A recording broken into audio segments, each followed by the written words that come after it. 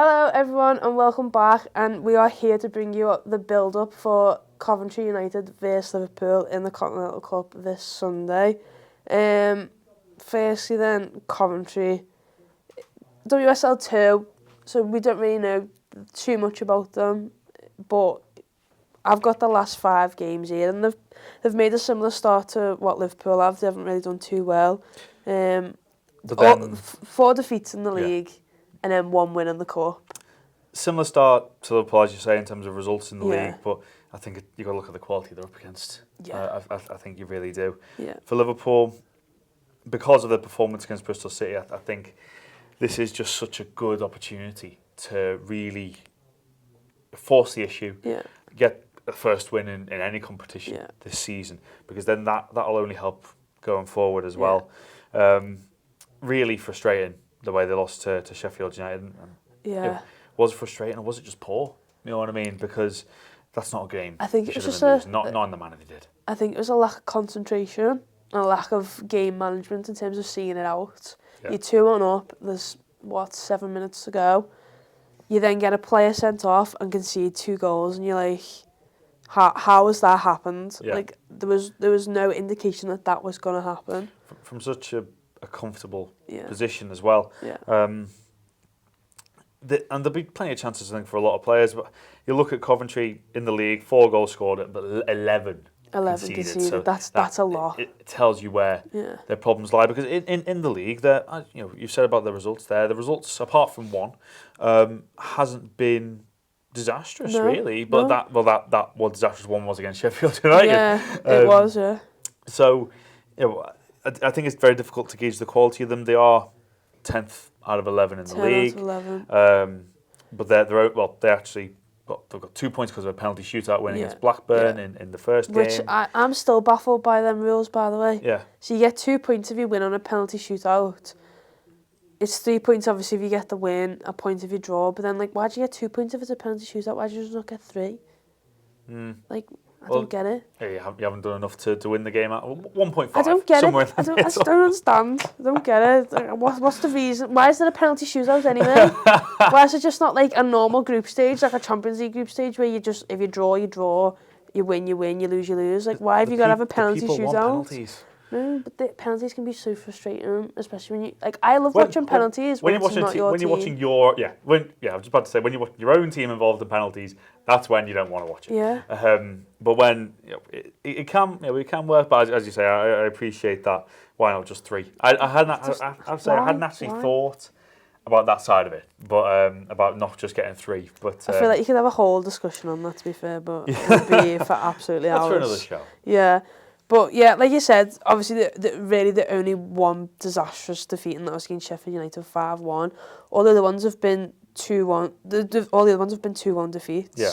So it's like they're capable of scoring in Coventry, and that's something that we've got to be wary of. But it shows that their defence are lacking, and I think that's something that we can really exploit. Yeah, the amount of chances Liverpool created against Bristol City, this is going to be a really big opportunity to finish off those chances without disrespecting Coventry too much. If Liverpool get a few goals up, maybe try a few things out. Maybe not treat it as a training session as such, but just be a bit more adventurous in some kind of scenarios. Because Charles and Clark, it literally was the final ball that prevented them from creating goals on Sunday.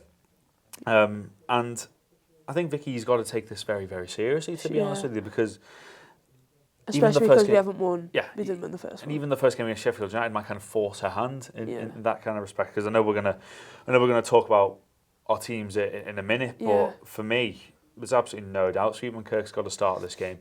In fact, if Sweetman-Kirk didn't start this game, I'd be a bit concerned. Yeah, to be honest with you. I think. A lot of Liverpool fans wasn't. We obviously had a little discussion about it on the podcast of when is the time where you have to go. You're just not going to play just because you're not performing well. Mm-hmm. But then in order for her to start performing well, she needs to play those games. If she gets a goal against Coventry, that's her season started there and then, and that'll make you more excited for the next game, because you're thinking, you know, on Sunday against Bristol, you're thinking, oh, she's just not in the game. She's just not happening for it. You just couldn't see it happening. But if she just get one against Coventry, and in the next game you think she's gonna get another one. That probably was the worst part, really, that she was in the second half just not in the game, not even coming towards the ball to try and get involved, because she was straying offside as well and stuff like that. If you're not involved in terms of scoring goals, at least sort of get involved in the overall play of the game. I think that's the minimum you can expect as a striker, because then at least then you're getting touches on the ball. When you haven't a touch of the ball for 5-6 minutes, you can become so alienated with what's happening the rest of the game, and that's going to be a big factor. Certainly in the game at the weekend, as I say, she absolutely starts for me. I don't think that there's any doubt about it. I think the result was made even a little bit more frustrating. It's an amazing draw. It's just absolutely amazing draw. We said that when the draws were done. We said it at the weekend. Looking forward to the game. It's just a brilliant. You look at the other Northern group. Everton's one. I feel so sorry for Everton in their group. It's Everton, City, United who've obviously started very well as well. Birmingham, who they lost 1-0 to away, and obviously Leicester completing that group. But Liverpool. Liverpool got the five easiest teams. got the easiest group out of every WSL. So it far from game over. Far from game over that. Well, talking about Liverpool then, where do you think is going to be our biggest weakest point for for Sunday? Where do you think Coventry can cause us issues, or do you not think there is any issues? I don't think there should be, to be honest with you. I do think overall it should be a comfortable win, either to 0 or maybe to 1. But regardless, when you're not keeping clean sheets, defenders aren't confident. Regardless of who they're playing up against, defenders might wait for the ball to drop a little bit further. They might take an extra touch on the ball. I know, saying this, Price obviously winning Standard Chartered Player of the Month. First ever Player of the Month, That is fantastic, but end of the day, no clean sheets. No. And that's what you really do have to look at. Frank Kitching, is she going to feel that this is her time? Well, we'll talk about teams, because our preferred starting 11, I have put Kitchen in, and it's partly because I think, Are you a cupkeeper person? I am a cupkeeper person, depending on the tie and the stage of the competition. Obviously, how it goes and whatever. But I think it's just fair if she just gets a run out. I think it's rare that Liverpool have the situation where they've got two keepers that feel they're both on a similar standing, because so many other clubs, they'll have their first choice and then a capable second choice. So like when Kelleher played in goal for Liverpool men the other week, that's a drop down from if you played Arsenal or Adrian, that is. But I feel like if Kitchen went in goal, I wouldn't be like, I wouldn't be nervous. Kelleher did a great job, by the way. He did. He was phenomenal. Really good. But you are completely right, because Price and Kitchen, because they both signed new deals as well, they'll both feel that they are entitled to play. So obviously Price has got the gloves at the moment in the league, and Kitching will feel that this is opportunity, should she get it, that she's got to really stake her claim. And keeping a clean sheet would go a long way to doing that. It really would. I've also made a change in the defence. Okay. So I've gone Becky Jane at right back, Bradley Auckland. I've put Robe into centre back. We were talking about this on Sunday. And I've put Pearfield on the left. Gemma Pearfield needs to play for me. I think she just offers just so much. But because she's competing with Leanne Robe, who's like one of our best players, she's not getting in the team. And that's no slight on Pearfield at all. And I'm sure Jepson's probably said that to her. Yeah. It's just like you're competing with Leanne Robe. So I think I agree with you on Kitchen. I would start Kitchen. With regards to Robe at centre half, I think my issue surrounding that entire issue, when I watched Fahy at the weekend, I felt, obviously she dropped back into centre half. I felt that she was uncomfortable, and I felt uncomfortable watching her performance, to be honest with you, because I think it's too easy to go, they're a defensive-minded midfielder, they'll do well at centre half. I think that's far too simple a thought. And Robe again. Well, what's the old saying? If you're a fullback, you basically played at centre half and not made the grade. But she's clearly, if she's got experience at centre half, I probably would put her there. I'm agreeing on the Perfield front as well. I think you were singing her praises. Oh, I love Gemma Perfield. On Sunday, and obviously she started against. She started in the previous round or the previous game as well. And for me, I've got no problem with Becky Jenner right back. I thought she was very solid at the weekend. And Bradley Auckland, I think I don't believe she should ever be rotated. No, to be honest with you, keep it in every game. I think as I said before we started recording that. Because this is not a midweek game, if it had been a midweek game, I probably would have made more changes. But because it's a full week's rest as such, I think the likes of Bradley Auckland being the captain, no-brainer. No-brainer she starts. Definitely not. So I think we're pretty much like for like right now, really. I think there's arguments of whether you start Christy Money maybe, but then also I think she probably comes off the bench to get her first few minutes. Maybe don't throw her straight in. Yeah. After not playing a game for a while. I was surprised. Again, I said this in the podcast that Jepson didn't force the issue. That she didn't think this is a game for Christy Moore in the last 10 minutes. She was more reserved, thinking, look, let's just get this point on the board. But I think Moore will be licking her lips. Yeah, sure. To be honest with you. If she starts, fine. If she comes off the bench, fine. Whatever. But I think a midfield of Roberts, Lawley and Bailey, or even if you put Amy Rogers back in there with Roberts and Lawley, I think we've got good options in midfield now. So whoever's rotated in, I'm perfectly happy with. I think, well, this way our first changes come into it. I personally would start Murray because I think this would be the game. It's all well and good coming off the bench maybe for the last 15 minutes, but I think she'll be chomping at the bit as well.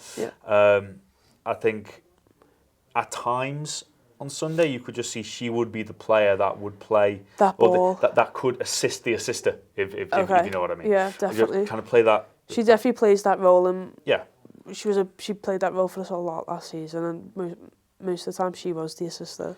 Yeah, so I think she would start. For me, yeah, I would leave out Roberts personally, just because I thought, certainly in the first half, on Sunday, she just played one poor pass too many for me. I thought the role that she was playing, that kind of anchor in the midfield, there were too many simple passes I thought she gave away, just invited the pressure. So therefore, as I say, Rogers is someone who I would like to see. I think she's someone who can influence the game a lot. And I'm happy with Bailey. I thought Bailey was a good. I just done my calculations wrong, to be honest with you, because I'm leaving out Lawley, but I think her performance, she was a solid 7.5, 8 out of 10 against Bristol City. So for me, Rogers, I'm going full blood. Rogers, Murray, Lawley for me. I just think it's a game where, while the confidence is high, go and strike. Go and do it, and then front three stays the same for me as Bristol, Clark, Sweetman Kirk and Charles. No Babajide? No. And to be honest, I don't know why, because she's more than capable of, like, if she did start, fine, but then I can't justify taking Clark and Charles out after the performance they did. And then also we've just gone on a big thing about Sweetman Kirk starting, and she needs to start, and it's like, if I'd have sat there and gone Babajide up front, but she's an impact player off the bench, so that's one good thing that goes for her. How, if you're a footballer, you hate that term, don't you? I'm really sorry. Impact player off the bench. I'm really sorry. You see, because in my head I had Babajide starting, but they are really good points that you put across, because Sweetman Kirk has to start for me, but then in my mind, do the performances of Charles and Clark from the weekend warrant neither of them starting? The answer is probably no, because I don't think they did a lot wrong. No. It literally was the final ball. If Jepson comes to either of them two this week and goes, I'm going to put you on the bench on Sunday, their immediate response would be like, well, why? Why? So then again, literally, because then Babajide during training this week, she will be saying, well, why am I not consider starting? the impact? So it's a bit of a headache for Jepson. Yeah, I mean, I'm glad I don't have. it's a I'm nice glad I problem. can just sit here and be like, oh, I think this person should start because I like them, rather than like, oh no, like tactically, what am I going to do? Score prediction then? I think I look at the goals. I look at the chances Liverpool created against Bristol City, and I look at the goals that Coventry are conceding. Yeah. I think a minimum of 3. I think, to be honest with you, I'm happy with that. If we score 3 goals, what? I think a clean sheet as well. That'd be a big priority for the weekend. Yeah. I'll go 3-0. Okay. I'll go 3-0. I'll go 2-0 then. All right. Okay. As long as we get the win. Just playing the numbers game here. Yeah, that's all. Amy always goes first, and I just have to be like, oh, well, I'll do this to be different. But yeah, 2-0, I think. Okay. Nice 2 goals, comfortable lead, clean sheet, happy days. And get the Continental Cup campaign up and running. Get it up and running, yeah, exactly. Well, let us know your score prediction in the comments below and whether you would start Babajide over any of the front 3 after their performance against Bristol. Remember to check out the podcast that was posted on Wednesday, and we will see you all next week with a new build-up show.